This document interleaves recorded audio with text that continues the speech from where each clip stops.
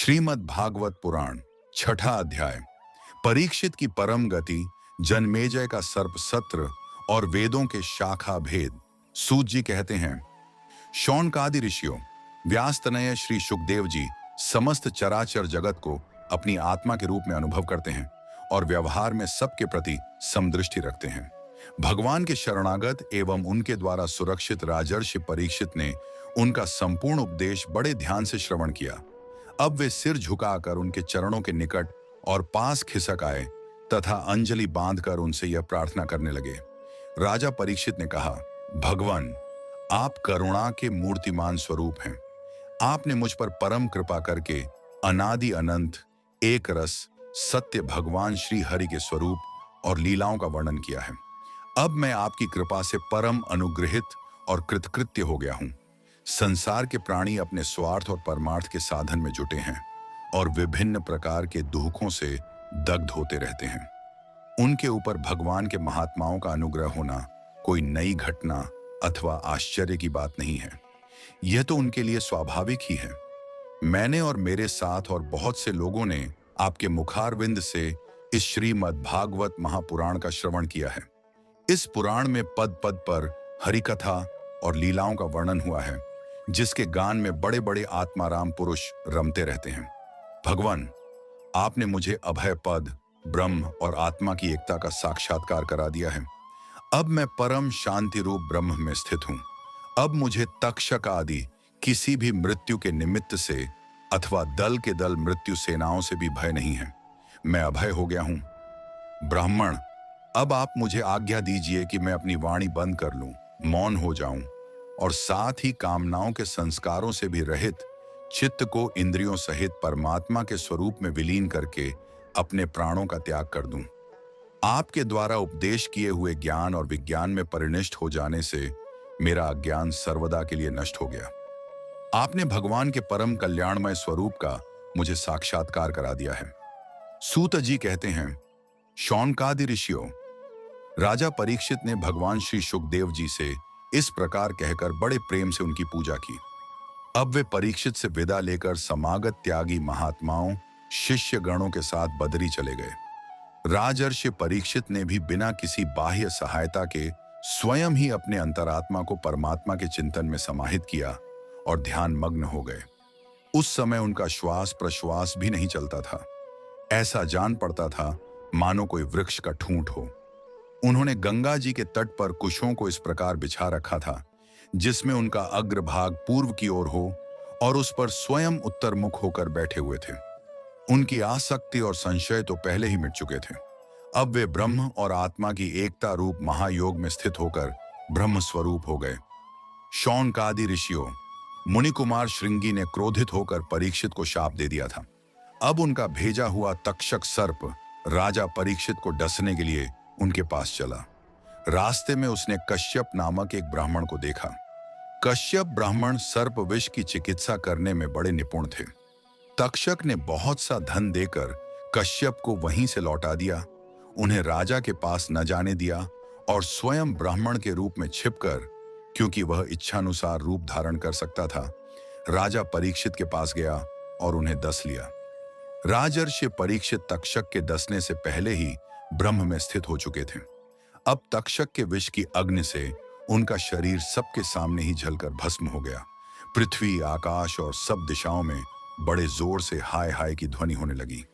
देवता, असुर, मनुष्य आदि सब के सब परीक्षित की यह परम गति देखकर विस्मित हो गए।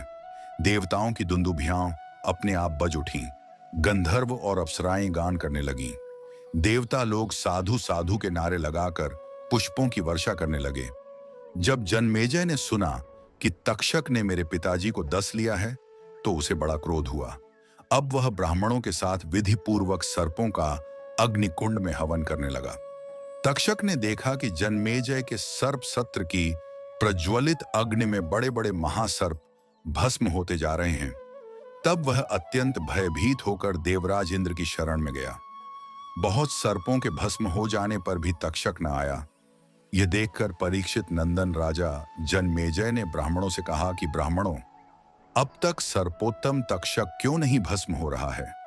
ब्राह्मणों ने कहा, राजेंद्र, तक्षक इस समय इंद्र की शरण में चला गया है और वे उसकी रक्षा कर रहे हैं। उन्होंने ही तक्षक को स्तंभित कर दिया है।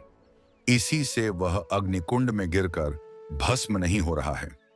परीक्षित नंदन जन्मेजय बड़े ही बुद्धिमान और वीर थे। उन्होंने ब्राह्मणों की बात सुनकर क्रोधित होकर कहा कि ब्राह्मणों, आप लोग इंद्र के साथ तक्षक को क्यों नहीं अग्नि में गिरा देते। जन्मेजय की बात सुनकर ब्राह्मणों ने उस यज्ञ में इंद्र के साथ तक्षक का अग्निकुंड में आह्वान किया। उन्होंने कहा, हे तक्षक, तू इंद्रराज के सहित इस अग्निकुंड में शीघ्र आ पड़। जब ब्राह्मणों ने इस प्रकार आकर्षण मंत्र का पाठ किया, तब तो इंद्र अपने स्थान स्वर्ग लोक से विचलित हो गए। विमान पर बैठे हुए इंद्र तक्षक के साथ ही बहुत घबराए और उनका विमान भी चक्कर काटने लगा। अंगिरा नंदन बृहस्पति जी ने देखा कि आकाश से देवराज इंद्र विमान और तक्षक के साथ ही अग्निकुंड में गिर रहे हैं। तब उन्होंने राजा जन्मेजय को समझाया, राजन, सर्पराज तक्षक को मारना आपके योग्य काम नहीं है। यह अमृत पी चुका है, इसलिए यह अजर और अमर है। राजन, जगत के प्राणी अपने अपने कर्मों के अनुसार ही जीवन, मरण और मरणोत्तर गति प्राप्त करते हैं। कर्म के अतिरिक्त और कोई भी किसी को सुख दुख नहीं दे सकता।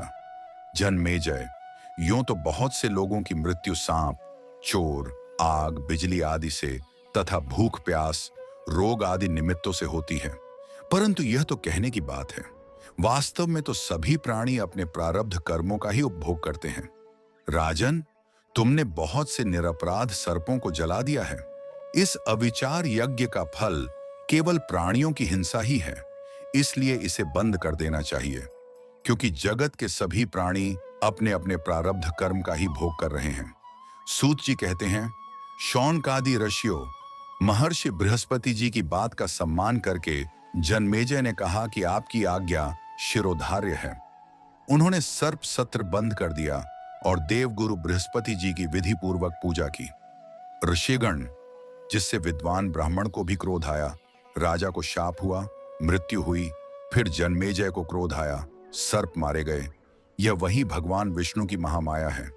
यह अनिर्वचनीय है। इससे भगवान के स्वरूप भूत जीव क्रोध आदि गुण वृत्तियों द्वारा शरीरों में मोहित हो जाते हैं, एक दूसरे को दुख देते और भोगते हैं और अपने प्रयत्न से इसको निवृत्त नहीं कर सकते। विष्णु भगवान के स्वरूप का निश्चय करके उनका भजन करने से ही माया से निवृत्ति होती है। इसलिए उनके स्वरूप का निरूपण सुनो। यह दंभी है, कपटी है। इत्याकारक बुद्धि में बार बार जो दंभ कपट का स्फुरण होता है, वही माया है। जब आत्मवादी पुरुष आत्मचर्चा करने लगते हैं, तब वह परमात्मा के स्वरूप में निर्भय रूप से प्रकाशित नहीं होती, किंतु भयभीत होकर अपना मोह आदि कार्य न करती हुई ही किसी प्रकार रहती है। इस रूप में उसका प्रतिपादन किया गया है।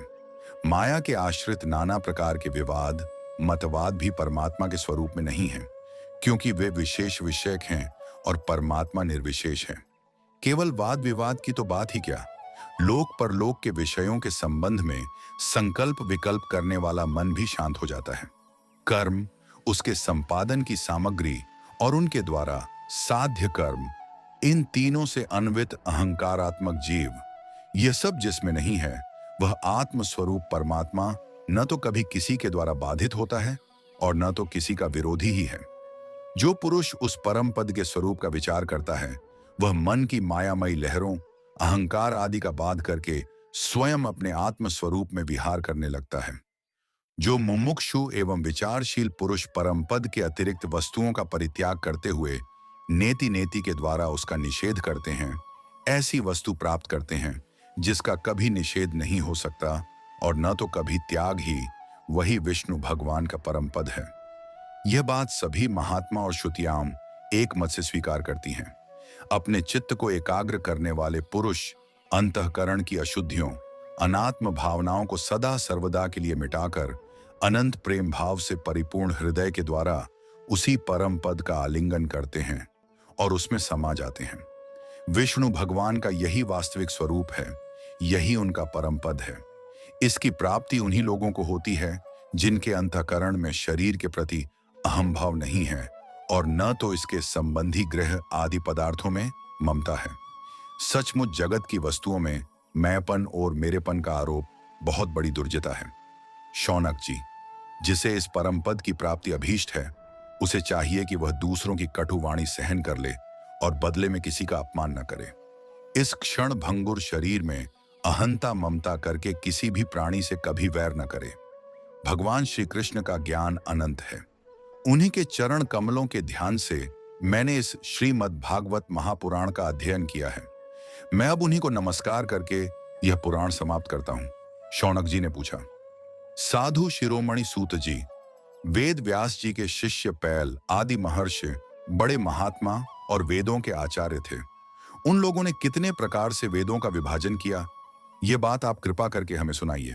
सूत जी ने कहा, ब्राह्मण, जिस समय परमेष्ठी ब्रह्मा जी पूर्व सृष्टि का ज्ञान संपादन करने के लिए एकाग्र चित्त हुए, उस समय उनके हृदय आकाश से कंठ तालु आदि स्थानों के संघर्ष से रहित एक अत्यंत विलक्षण अनाहत नाद प्रकट हुआ।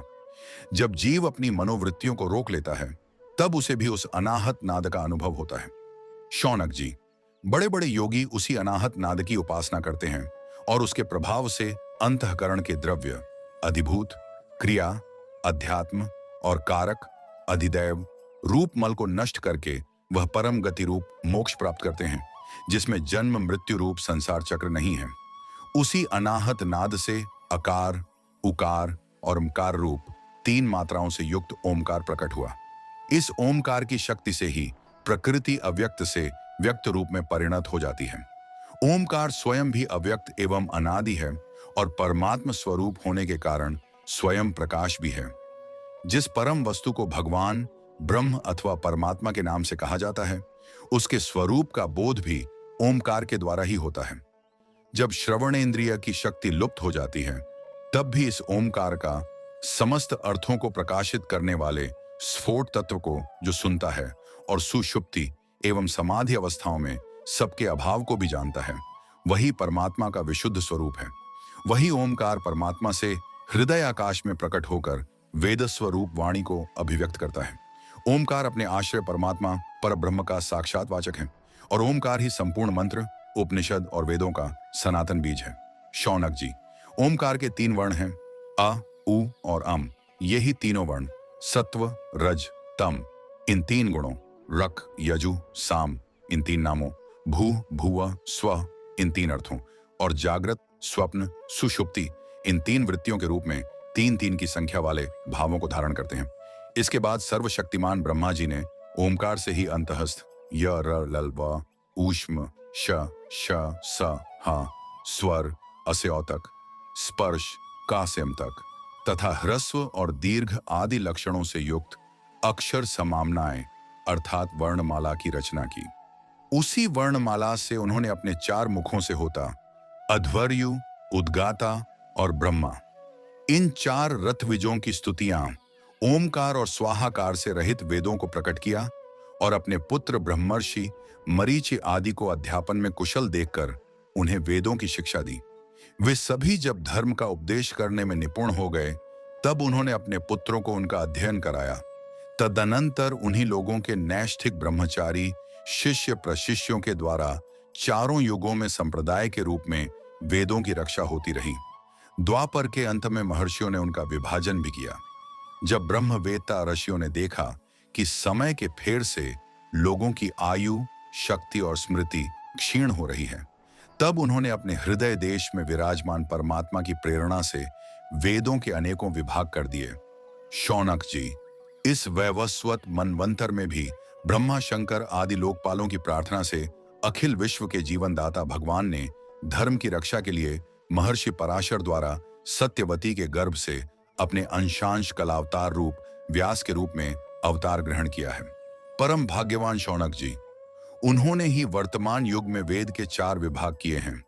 जैसे मणियों के समूह में से विभिन्न जाति की मणियां छांट कर अलग अलग कर दी जाती हैं, वैसे ही महामति भगवान व्यासदेव ने मंत्र समुदाय में से भिन्न भिन्न प्रकारों के अनुसार मंत्रों का संग्रह करके उनसे ऋग, यजु, साम और अथर्व ये 4 संहिताएं बनाई और अपने 4 शिष्यों को बुलाकर प्रत्येक को एक एक संहिता की शिक्षा दी। उन्होंने बेहवृच नाम की पहली ऋग संहिता पैल को, निगद नाम की दूसरी यजु संहिता वैशंपायन को, साम संहिता जैमिनी को और अपने शिष्य सुमंतु को अथर्व संहिता का अध्ययन कराया। शौनक जी, पैल मुनि ने अपनी संहिता के 2 विभाग करके एक का अध्ययन इंद्रप्रमिति को और दूसरे का बाष्कल को कराया। बाष्कल ने भी अपनी शाखा के 4 विभाग करके उन्हें अलग अलग अपने शिष्य बोध्य, याज्ञवल्क्य, पराशर और अग्निमित्र को पढ़ाया। परम यशस्वी इंद्रप्रमिति ने प्रतिभाशाली मांडुकेय और ऋषि को अपनी संहिता का अध्ययन कराया। मांडुकेय के शिष्य थे देवमित्र। उन्होंने सौभरी आदि ऋषियों को वेदों का अध्ययन कराया। मांडुकेय के पुत्र का नाम था शाकल्य। उन्होंने अपनी संहिता के 5 विभाग करके उन्हें वात्स्य, मुद्गल, शाल्य, गोखल्य और शिशिर नामक शिष्यों को पढ़ाया। शाकल्य के एक और शिष्य थे जातुकर्ण्य मुनि। उन्होंने अपनी संहिता के 3 विभाग करके तत्संबंधी निरुक्त के साथ अपने शिष्य बलाक, पैज, वैताल और विरज को पढ़ाया। बाष्कल के पुत्र बाष्कली ने सब शाखाओं से एक बालखिल्य नाम की शाखा रची। उसे बालायनी, भज्य एवं कासार ने ग्रहण किया। इन ब्रह्मर्षियों ने पूर्वोक्त के संप्रदाय के अनुसार ऋग्वेद संबंधी बहवृत शाखाओं को धारण किया। जो मनुष्य यह वेदों के विभाजन का इतिहास श्रवण करता है वह सब पापों से छूट जाता है। शौनक जी, वैशंपायन के कुछ शिष्यों के नाम थे चरकाध्व्यु। इन लोगों ने अपने गुरुदेव के ब्रह्महत्या जनित पाप का प्रायश्चित्त करने के लिए एक व्रत का अनुष्ठान किया, इसीलिए इनका नाम चरकाध्व्यु पड़ा। वैशंपायन के एक शिष्य याज्ञवल्क्य मुनि भी थे। उन्होंने अपने गुरुदेव से कहा, अहो भगवान, ये चरकाध्व्यु ब्राह्मण बहुत ही थोड़ी शक्ति रखते हैं। इनके तपोबल से क्या काम है? मैं आपके प्रायश्चित्त के लिए बहुत ही कठिन तपस्या करूंगा। याज्ञवल्क्य मुनि की यह बात सुनकर वैशंपायन मुनि को क्रोध आ गया। उन्होंने कहा, बस बस, चुप रहो। तुम्हारे जैसे ब्राह्मणों का अपमान करने वाले शिष्यों की मुझे कोई आवश्यकता नहीं है। देखो, अब तक तुमने मुझसे जो कुछ अध्ययन किया है उसका शीघ्र से शीघ्र त्याग कर दो और यहां से चले जाओ। याज्ञवल्क जी देवव्रत के पुत्र थे। उन्होंने गुरु जी की आज्ञा पाते ही उनके पढ़ाए हुए यजुर्वेद का वमन कर दिया और वे वहां से चले गए। जब मुनियों ने देखा कि याज्ञवल्क ने तो यजुर्वेद का वमन कर दिया, तब उनके चित्त में इस बात के लिए बड़ा लालच हुआ कि हम लोग किसी प्रकार इसको ग्रहण कर लें। परंतु ब्राह्मण होकर उगले हुए मंत्रों को ग्रहण करना अनुचित है, ऐसा सोचकर वे तीतर बन गए और उस संहिता को चुग लिया। इसी से यजुर्वेद की वह परम रमणीय शाखा तैत्तिरीय के नाम से प्रसिद्ध हुई। शौनक जी, अब याज्ञवल्क ने सोचा कि मैं ऐसी श्रुतियां प्राप्त करूं जो मेरे गुरु जी के पास भी न हों। इसके लिए वे सूर्य भगवान का उपस्थान करने लगे। याज्ञवल्क जी इस प्रकार उपस्थान करते हैं, मैं ओमकार स्वरूप भगवान सूर्य को नमस्कार करता हूं। आप संपूर्ण जगत के आत्मा और काल स्वरूप हैं। ब्रह्मा से लेकर तृण पर्यंत जितने भी जरायुज, अंडज, स्वेदज और उद्भिज 4 प्रकार के प्राणी हैं, उन सबके हृदय देश में और बाहर आकाश के समान व्याप्त रहकर भी आप उपाधि धर्म से असंग रहने वाले अद्वितीय भगवान ही हैं। आप ही क्षण, लव, निमेष आदि अवयवों से संयुक्त संवत्सर के द्वारा एवं जल के आकर्षण, विकर्षण, आदान प्रदान के द्वारा समस्त लोगों की जीवन यात्रा चलाते हैं। प्रभु, आप समस्त देवताओं में श्रेष्ठ हैं। जो लोग प्रतिदिन तीनों समय वेद विधि से आपकी उपासना करते हैं, उनके सारे पाप और दुखों के बीजों को आप भस्म कर देते हैं। सूर्यदेव, आप सारी सृष्टि के मूल कारण एवं समस्त ऐश्वर्य के स्वामी हैं। इसीलिए हम आपके इस तेजोमय मंडल का पूरी एकाग्रता के साथ ध्यान करते हैं। आप सबके आत्मा और अंतर्यामी हैं। जगत में जितने चराचर प्राणी हैं, सब आपके ही आश्रित हैं। आप ही उनके अचेतन मन, इंद्रिय और प्राणों के प्रेरक हैं। यह लोक प्रतिदिन अंधकार रूप अजगर के विकराल मुंह में पड़कर अचेत और मूढ़ सा हो जाता है। आप परम करुणा स्वरूप हैं, इसलिए कृपा करके अपनी दृष्टि मात्र से ही इसे सचेत कर देते हैं और परम कल्याण के साधन समय समय पर धर्मानुष्ठानों में लगाकर आत्माभिमुख करते हैं। जैसे राजा दुष्टों को भयभीत करता हुआ अपने राज्य में विचरण करता है, वैसे ही आप चोर जार आदि दुष्टों को भयभीत करते हुए विचरते रहते हैं। चारों ओर सभी दिक्पाल स्थान स्थान पर अपनी कमल की कली से समान अंजलियों से आपको उपहार समर्पण करते हैं। भगवान, आपके दोनों चरण कमल तीनों लोकों के गुरु सदृश महापुरुषों से भी वंदित हैं। मैं आपके युगल चरण कमलों की इसलिए शरण लेता हूं कि मुझे ऐसे यजुर्वेद की प्राप्ति हो जो अब तक किसी को न मिला हो। सूत जी कहते हैं, शौनकादि ऋषियों, जब याज्ञवल्क मुनि ने भगवान सूर्य की इस प्रकार स्तुति की, तब वे प्रसन्न होकर उनके सामने अस्वरूप से प्रकट हुए और उन्हें यजुर्वेद के उन मंत्रों का उपदेश किया जो अब तक किसी को प्राप्त न हुए थे। इसके बाद याज्ञवल्क मुनि ने यजुर्वेद के असंख्य मंत्रों से उसकी 15 शाखाओं की रचना की। वही वाजसनेय शाखा के नाम से प्रसिद्ध हैं। उन्हें कण्व, माध्यन्दिन आदि ऋषियों ने ग्रहण किया। यह बात मैं पहले ही कह चुका हूं कि महर्षि श्री कृष्ण द्वैपायन ने जैमिनी को साम संहिता का अध्ययन कराया। उनके पुत्र थे सुमंतु मुनि और पौत्र थे सुनवान। जैमिनी मुनि ने अपने पुत्र और पौत्र को एक एक संहिता पढ़ाई। जैमिनी मुनि के एक शिष्य का नाम था सुकर्मा। वह एक महान पुरुष था। जैसे एक वृक्ष में बहुत सी डालियां होती हैं, वैसे ही सुकर्मा ने सामवेद की 1000 संहिताएं बना दी। सुकर्मा के शिष्य कौशल देशवासी हिरण्यनाभ, पौष्यंजी और ब्रह्मवेत्ताओं में श्रेष्ठ आवंत ने उन शाखाओं को ग्रहण किया। पौष्यंजी और आवंत के 500 शिष्य थे। वे उत्तर दिशा के निवासी होने के कारण उदीच्य सामवेदी कहलाते थे। इन्हीं को प्राच्य सामवेदी भी कहते हैं। उन्होंने एक एक संहिता का अध्ययन किया। पौष्यंज के और भी शिष्य थे, लोगाक्षी, मांगली, कुल्य, कुशीद और कुक्षी। इनमें से प्रत्येक ने 100-100 संहिताओं का अध्ययन किया। हिरण्यनाभ का शिष्य था कृत। उसने अपने शिष्यों को 24 संहिताएं पढ़ाईं। शेष संहिताएं परम संयमी आवंत ने अपने शिष्यों को दी। इस प्रकार सामवेद का विस्तार हुआ। इस प्रकार श्रीमद् भागवत महापुराण के स्कंध 12 का अध्याय 6 समाप्त हुआ। जय श्री कृष्ण।